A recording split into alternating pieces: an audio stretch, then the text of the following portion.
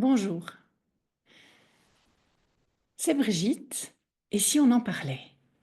Aujourd'hui, en lien avec la chronique 4, décider égale choisir plus point d'interrogation.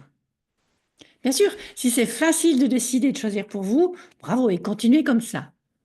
Par contre, si pour vous, ce n'est pas toujours facile de décider de faire quelque chose, par exemple les devoirs, un résumé, apprendre son vogue, ou bien c'est pas facile de se décider à faire quelque chose, remplir la feuille d'impôt, le ménage. Pas facile, hein, de prendre toujours la bonne décision, enfin, celle qu'on va juger bonne. Et si on en parlait justement de tout ça? Ben, figurez-vous que pourtant, nous n'arrêtons pas de décider toute la journée. Et oui, il semble que 35 000 fois par jour, on décide. Donc on devrait y arriver normalement, on est bien exercé, on a un bon entraînement.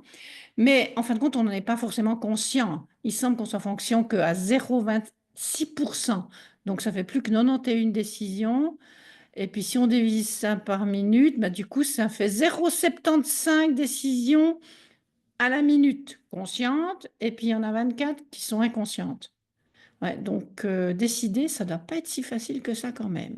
Comment on fait pour décider? Comment on se décide? Ben, par exemple, entre manger de la glace au chocolat et de la glace aux framboises, ben, on part dans nos souvenirs, nos expériences, puis on choisit. Donc décider, c'est choisir. Oui, mais choisir quoi? Qu'on va manger de la glace au chocolat et qu'on ne va pas manger de glace aux framboises. Eh oui, l'élan du choix nous fait en général nous rendre compte de notre bon choix. Mais il est rare que nous soyons conscients de ce que nous ne choisissons pas. C'est-à-dire d'accepter de ne pas manger de glace aux framboises.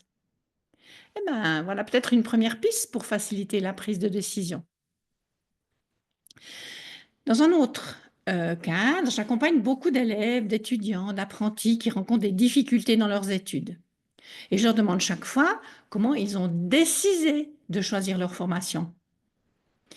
Et je constate que très souvent, ils n'ont pas pris une décision et fait un choix.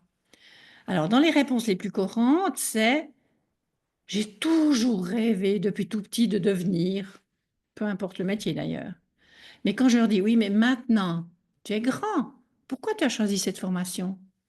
As-tu fait une mise à jour, une update ?» Et là, en général, un grand silence s'installe. Une autre des réponses qu'on me fait, c'est « je ne savais pas trop, je me suis dit que ça pourrait être bien ». Vous voyez, il y a un bon conditionnel, que cela pourrait être bien. Et puis si je demandais c'est bien, ben, comme ils sont en face de moi et qu'ils ont des difficultés, c'est pas si bien que ça. Après, il y a la réponse, j'ai pas réussi dans mon premier choix, alors je fais ce que mes parents m'ont dit, parce que ça serait bien. Du coup, il y a une influence. Du coup, il me venait l'idée de demander comment ils choisissent leur pizza. Quand il y en a vraiment beaucoup sur la carte. Ici, dans la région, on a plusieurs pizzerias qui ont vraiment une quantité de pizza phénoménale. Ben oui, mais c'est aussi choisir une pizza. Et ça n'a rien à voir avec la profession, mais c'est quand même choisir. Alors, dans les réponses, il y a ceux qui disent, je prends toujours la même, comme ça je ne suis pas déçu. Donc, pas de risque. Mais pour une formation, c'est pas possible. On n'a pas encore goûté la formation. Après, il y a ceux qui disent, j'hésite, et puis j'écoute les autres, ce qu'ils vont prendre. Donc, est-ce que de nouveau, c'est les autres qui décident la pizza? Puis après, il y a ceux qui disent, je prends tellement de temps que ça énerve tout le monde. Vous avez déjà été autour d'une table, hein? Oui, il y en a qui n'arrivent pas à se décider. Puis après, il y a ceux qui disent, quand je vois celle des autres, je regrette et je pense que j'ai fait le mauvais choix.